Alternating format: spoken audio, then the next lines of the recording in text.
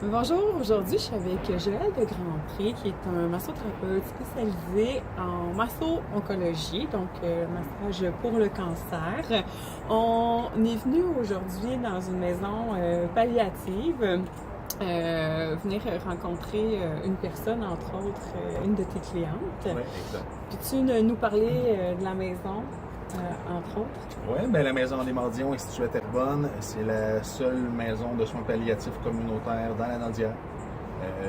Donc, il y a 12 chambres ici qui sont soit pour des gens qui vivent à la Landière ou qui ont un lien de parenté avec quelqu'un qui est à la Landière. Donc, quelqu'un qui, exemple, qui reste à Montréal pourrait quand même être admis ici s'il y a un membre de la famille qui est à la Landière. Dans les 12 chambres, c'est vraiment des chambres qui peuvent être personnalisées. Donc, c'est une maison qui est là pour célébrer les derniers moments. C'est vraiment pas une maison qui est triste ou quoi que ce soit. Moi, ça fait 6 ans que je suis là à partir de septembre de cette année, donc 2025. C'est l'endroit, je le dis souvent,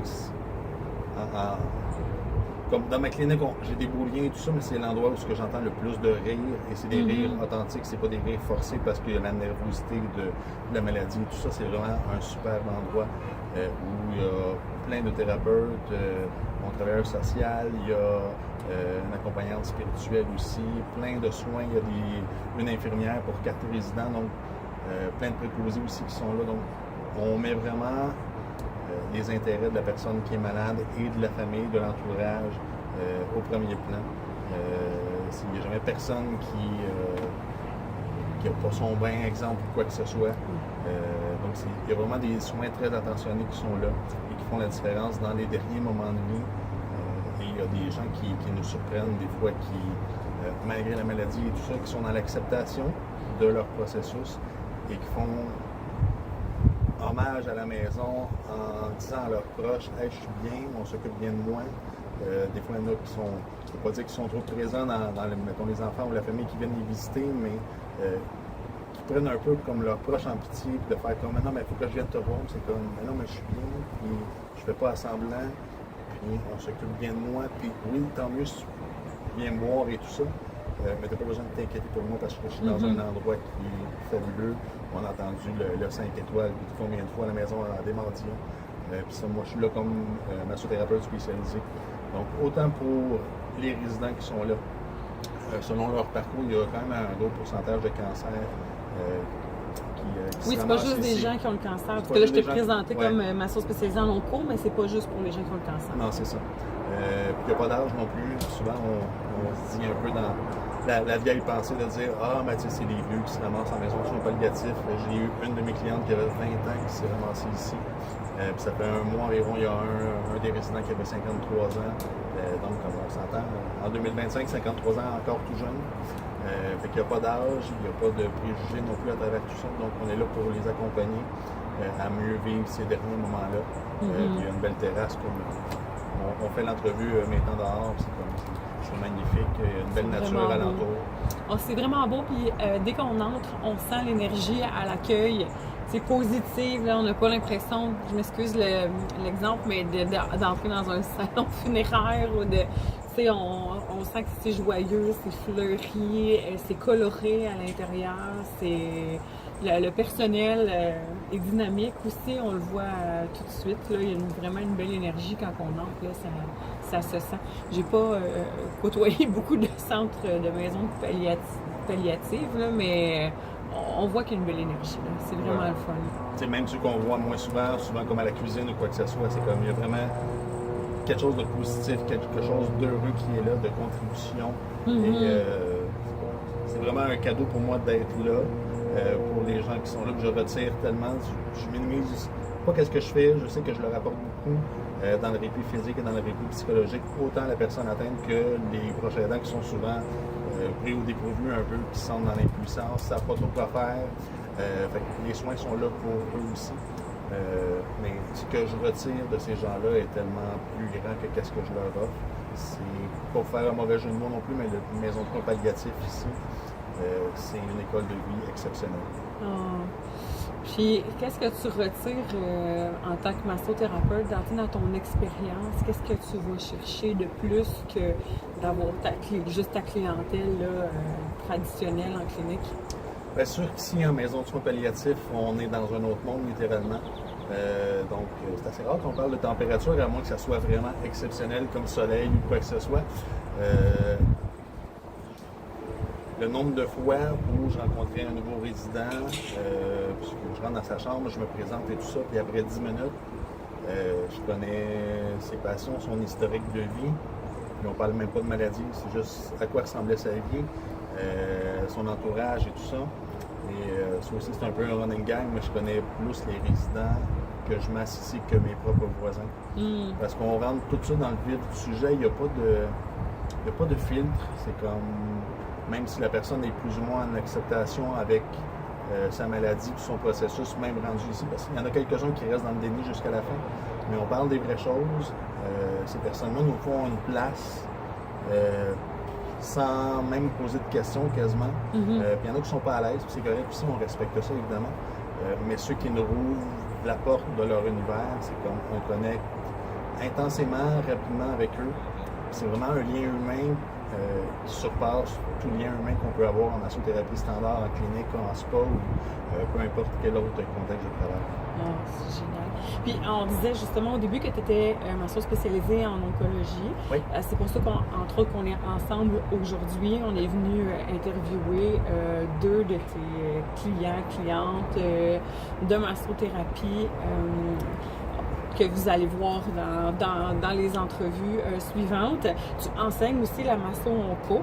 Quels sont les avantages de prendre une formation en masso-oncologie? Est-ce que ça nous permet d'être mieux outillés, d'avoir une nouvelle sorte de clientèle? Qu'est-ce que ça nous amène comme opportunité? Bien, un petit peu tout ça. Et mon but premier, je le dis d'emblée dans même ma formation d'introduction, parce qu'il y a une formation d'introduction qui est d'une journée et une longue formation. Il y a plein de choses qu'un thérapeute peut venir chercher dans la formation. Moi, quelque chose que je dis d'emblée, autant dans ma formation d'introduction, qui est une formation d'une journée, que la longue formation qui est de 300 heures en incluant les stages, c'est de rendre le thérapeute à l'aise avec la maladie. Parce que malgré qu'il y a eu beaucoup d'avancées au niveau médical et tout ça, le mot cancer vient encore souvent comme créer une barrière, un peu une finalité, alors que c'est de moins en moins le cas. Les taux de rémission, de guérison sont beaucoup plus hauts qu'auparavant. Si on regarde entre autres avec Leucan, les statistiques les plus précises que j'ai, Leucan, ça fait 48 ans que ça existe cette année. Quand ça a commencé, il y avait 50% de chances de survie des enfants. On est rendu à 87 environ. Fait qu'on voit qu'on a progressé énormément. Donc, c'est encourageant pour les parents, même s'ils sont hyper déstabilisés à travers tout ça, et c'est tout à fait normal. Fait que de se rendre à l'aise avec la maladie et de comprendre la maladie surtout. Parce que aussi, je le dis dans ma formation, c'est comme si on ne connaît pas la maladie, c'est dur de savoir quoi adapter par la suite. Et même, je fais le parallèle, si vous avez un client qui a le diabète, puis vous ne savez pas c'est quoi l'effet du diabète sur le corps humain, ben, vous ne devriez pas masser quelqu'un qui a le diabète. Fait que oui, le cancer est une famille en fait de pathologies qu'il faut apprendre à décortiquer un petit peu et tout ça, mais à partir du moment où on comprend mieux la maladie, c'est plus facile de dire OK, ben, il y a telle chose que je peux faire, il y a telle chose que je ne peux pas faire.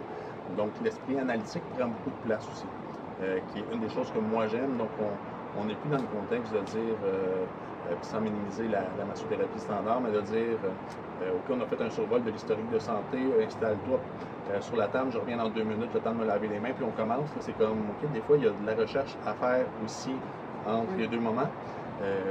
Parce que je l'ai bien vu à travers nos entrevues, là, il n'y a pas un cancer qui se gère de la même façon. Donc... Non, exactement, tout dépendant. En fait, ce qu'on dit souvent, c'est que le corps est plus ou moins prédisposé à la maladie, que ce soit le cancer ou d'autres choses. Et tout dépendant de l'hygiène de vie, entre autres, et de l'environnement physique dans lequel la personne grandit, bien, le corps va réagir aussi à sa façon. Il y en a qui vont être plus résistants à la maladie, puis comme il y en a qui sont plus résistants à certains médicaments aussi. Donc, il y a des protocoles qui sont là en place dans les milieux hospitaliers pour dire, OK, ça c'est... D'abord, un protocole, c'est comme la moyenne de dire, bien, pour tel type de cancer, bien, il y a tel traitement qui va donner des bons résultats, sauf qu'il y a tout le temps des réajustements à faire à ce niveau-là. Donc, c'est important de comprendre en tant que thérapeute, bon, c'est quoi la maladie, c'est quoi les effets de la maladie sur le corps humain, et c'est quoi les différents traitements principaux qui existent, et c'est quoi leur effet secondaire à eux, pour tout mettre ça dans l'entonnoir et de dire, bien, à la fin de tout ça, qu'est-ce que moi je peux faire. Et ça va vraiment au-delà, comme on l'a vu dans une des deux entrevues. Ça va au-delà de dire, je ne sais pas trop à quoi j'ai affaire, je vais faire un massage de détente, puis ça devrait être correct. Le mot-clé, ça devrait. Il ne faut pas se croiser les doigts en disant j'espère que rien va se passer. C'est comme si on ne sait pas qu'est-ce qu'on fait et pourquoi on le fait, on est mieux de pas le faire, tout simplement. Je suis d'accord. Puis, qu'est-ce que ça t'a apporté? Mais qu'est-ce que ça te fait aujourd'hui d'avoir un rôle différent que celui de thérapeute avec les deux clients qu'on a rencontrés, d'entendre leurs témoignages et d'être présent à l'entrevue? C'est hyper touchant. Puis, je vous le répète depuis que je suis en Oncomasso, c'est vraiment un privilège d'être là pour ces gens-là. Et encore une fois, je ne minimise pas ce que je fais, mais on sait qu'on apporte beaucoup de bien-être, des répits physiques et mentaux.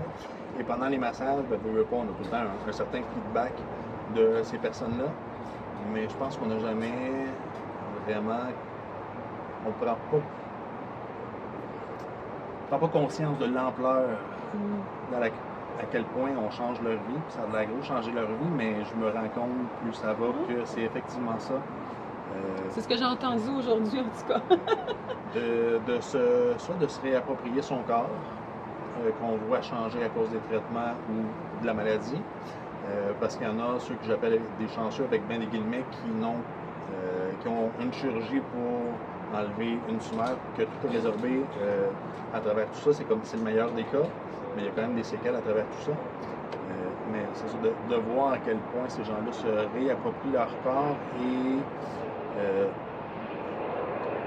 je dirais pas qu'ils sont heureux de voir l'état dans lequel leur corps est, mais qu'ils sont reconnaissants de ça, que leur corps voit une guérison quelconque. Et autant le répit psychologique qui vient, autant pour la personne qui est atteinte de dire, on est tout le temps dans un peu l'appréhension de ma maladie, de la comprendre vraiment. De un, c'est un peu compliqué parce qu'ils n'ont pas le jargon non plus hospitalier et tout ça. Quel traitement je vais avoir? En quoi consiste mon traitement? Est-ce que ça va fonctionner? Ça ne va pas fonctionner? Donc, il y a beaucoup d'anxiété qui est là pour la personne qui est malade et pour les proches aidants qui se sentent impuissants parce qu'ils aimeraient ça faire quelque chose, mais ils ne savent pas trop quoi. Donc, de venir apaiser aussi leur insécurité par rapport à tout ça, parce qu'entre autres, quand ils nous voient masser la personne qui est malade, indirectement, ça leur fait du bien à eux autres. Aussi. Donc, en massant une personne, des fois, surtout quand on est en contexte familial, c'est comme on masse la personne qui est malade, puis on fait du bien à 4 personnes en même temps. C'est vraiment l'effet magique de tout ça. Je comprends. Merci en tout cas de m'avoir apporté dans ton univers aujourd'hui. On va découvrir les entrevues dans les prochains numéros. Dans le fond, on a rencontré un petit garçon pour le massage oncologie pédiatrique, un cancer, la leucémie. Et puis, on a rencontré une de tes clientes qui a un cancer du sein aussi. Donc, voilà. Fait que merci d'avoir apporté dans ton univers. Et ça me touche vraiment beaucoup. Ça m'en a appris beaucoup aussi. Il y a beaucoup de sphères dans laquelle je n'avais pas pensé que la masso-onco pouvait avoir un impact et que la formation aussi pouvait apporter à un thérapeute pour accompagner les gens qui ont le cancer. Puis c'est une vraiment belle mission. Merci beaucoup.